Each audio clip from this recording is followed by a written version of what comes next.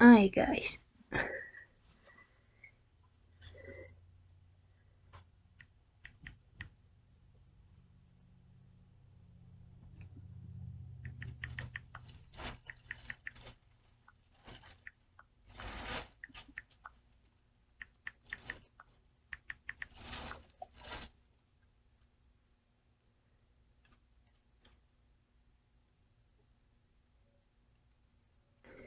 Let's do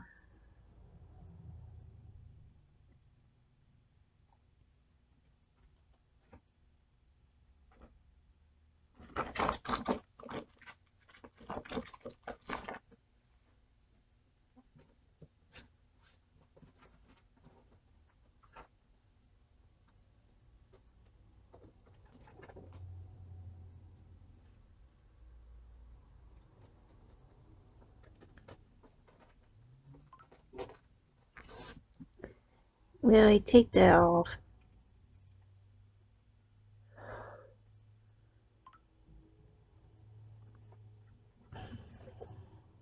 You know what? I'm gonna report that because no, I want to say not interested. You cannot talk about my culture of Hitler because if you do, you get in trouble and you go to jail and you get fined for it.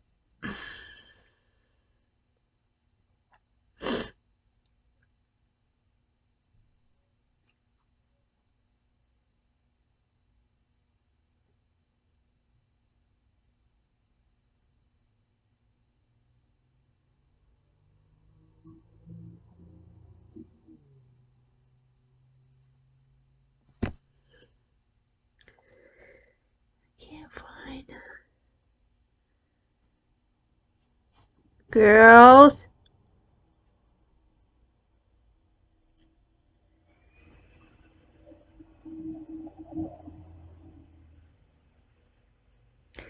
There you go, the butcher. Suburb Raper.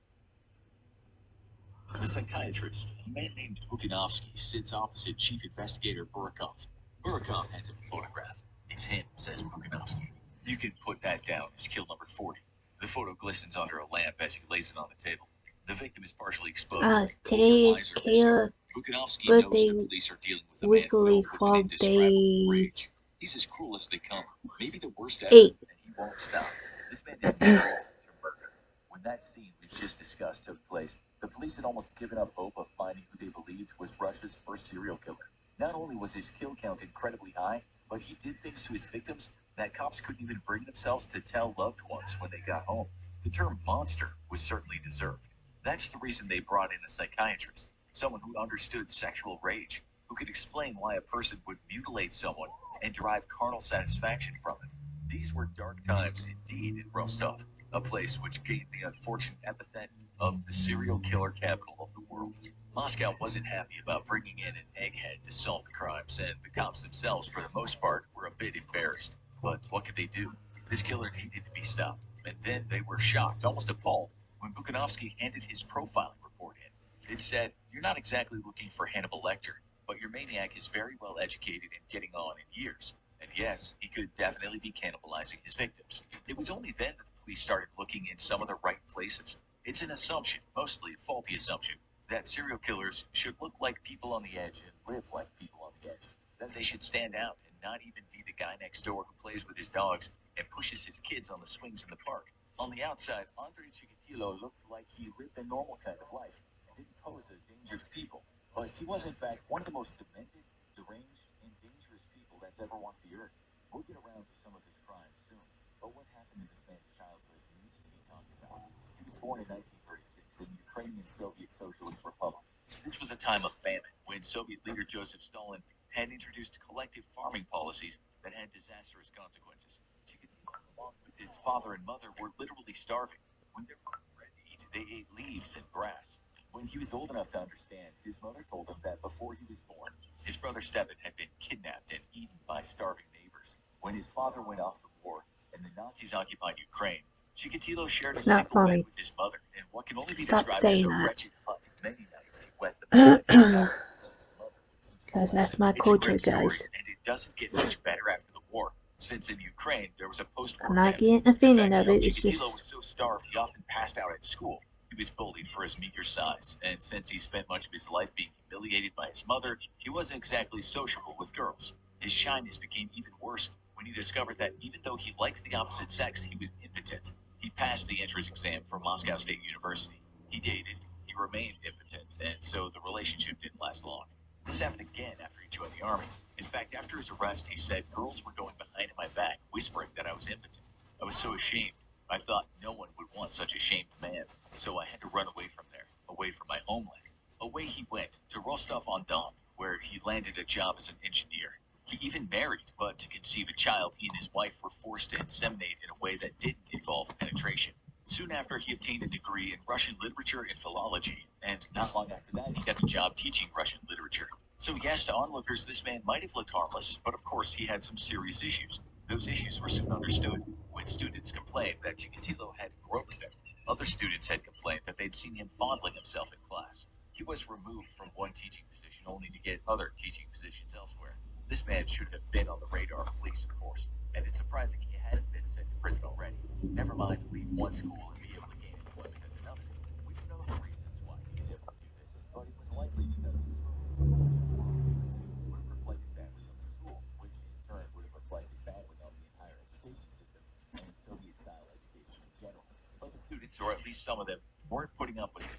Some of the boys beat him up while the parents complained on several occasions. Chikatilo was eventually pushed out of the schools, but he landed the perfect job for a killer, a purchaser for a company whose job required a lot of travel.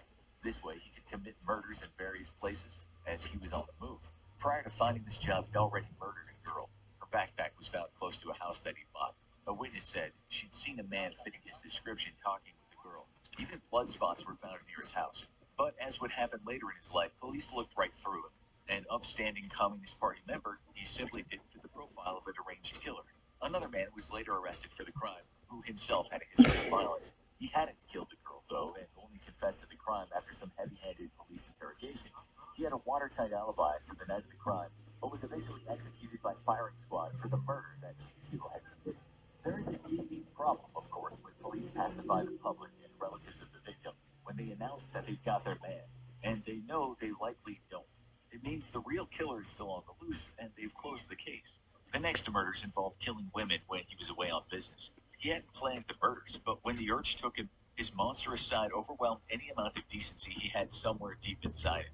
Each time he'd find a woman or a girl, less so a young man or a boy walking the streets. He'd initiate a conversation and lure them to a quiet place such as a forest. There he'd achieve his state of arousal by mutilating them with a knife, and sometimes with his teeth. Police discovered bodies that had been ripped almost from head to toe. Hence, the killer would later become known as the Rostov Ripper. Some of the victims were prostitutes or runaways, which is one of the reasons why Chikatilo got away with the crimes for so long. Much has been written about the so-called less dead people, who are usually poor folks whose death may not be a pressing concern for cops. Even so, Russian police were finding bodies in such terrible states they knew they had someone monstrous on their hands. Locals who knew about the cases started talking about a werewolf being on the loose. At the time, though, strict state-controlled media didn't talk about serial killers. In fact, they weren't supposed to be a thing in the Soviet Union. Moscow at first played down the possibility of a serial killer being among the people, saying that that kind of thing was a Western phenomenon. This is one reason why information about Chikatilo's crimes was suppressed, but in the end, Moscow had to admit that a terrible person was repeatedly killing and taking apart bodies bit by bit. An investigation ensued, even though the news media for the most part kept quiet about the madman on the loose. The forensic analyst, Viktor Burakov, whose name we mentioned at the start of the show, was tasked with the heading of the investigation. After seeing an eyeless, eviscerated body of a girl lying in the undergrowth, he understood that he was dealing with no ordinary killer. Nonetheless, the cops thought that such savagery had to be the work of something darker than one man with a warped mind. They wondered if some group wasn't harvesting people's organs. That's why the bodies were mutilated.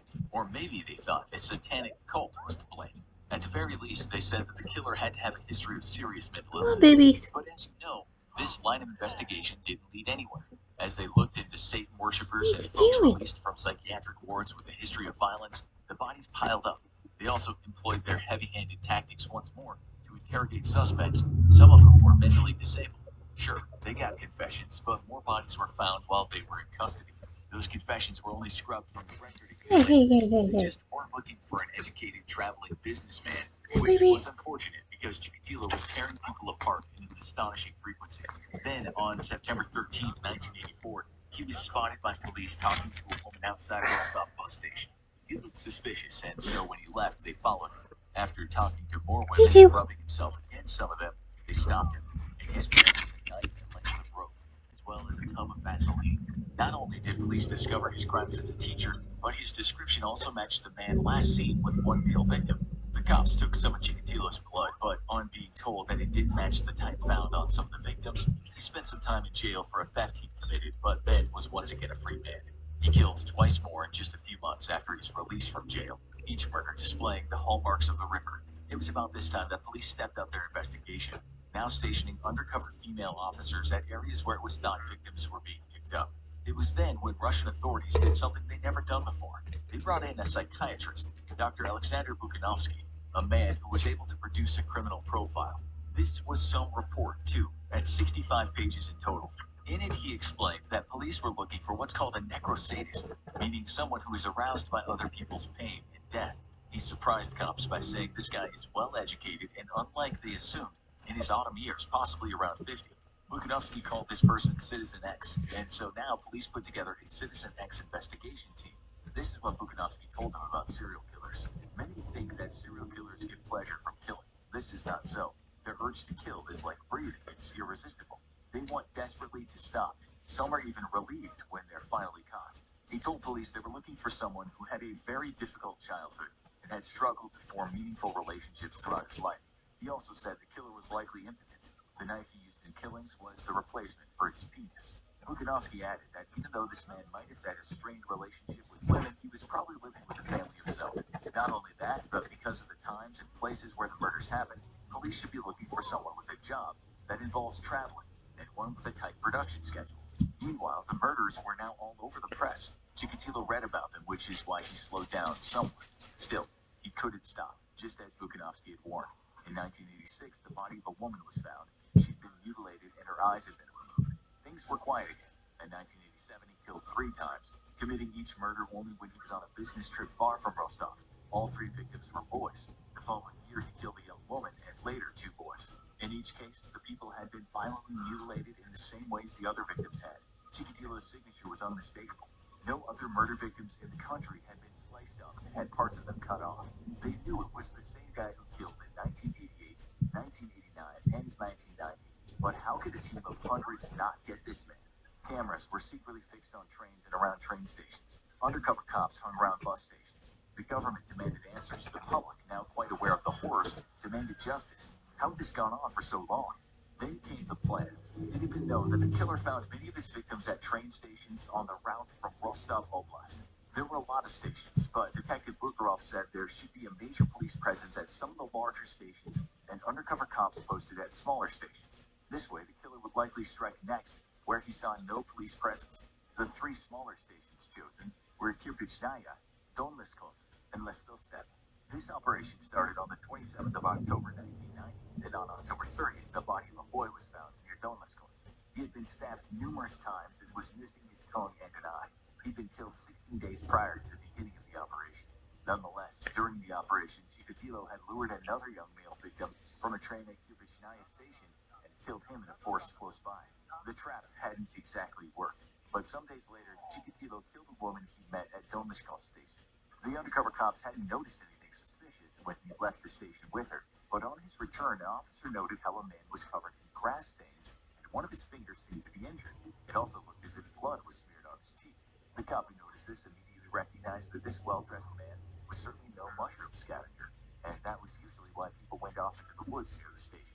On top of that, the guy was carrying a duffel bag, not the kind of thing scavengers used. Chikatilo was stopped and his papers were checked, after which he was told to move on. After another body was found, police asked to look at all the reports from the observed stations. Chikatilo's name popped up, and that set off light bulbs in some officers' heads who recognized his name from the 1984 arrest. His name also appeared on a separate suspect list. The guy was a dead ringer for the criminal profile, and when officers spoke to his employers over the years in his various jobs, they could put Chikatilo where the crimes had happened.